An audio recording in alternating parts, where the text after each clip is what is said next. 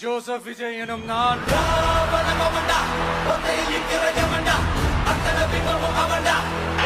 சட்டப்படி அமைக்கப்பெற்ற இந்திய அரசியல் அமைப்பின்பால்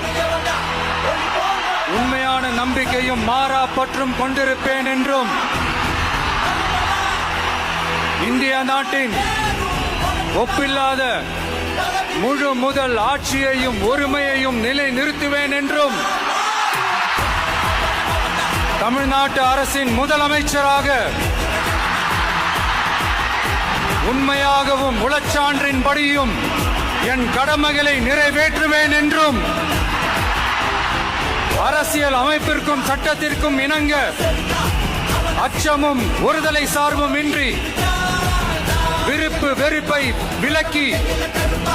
பலதரப்பட்ட மக்கள் அனைவருக்கும் நேர்மையானதை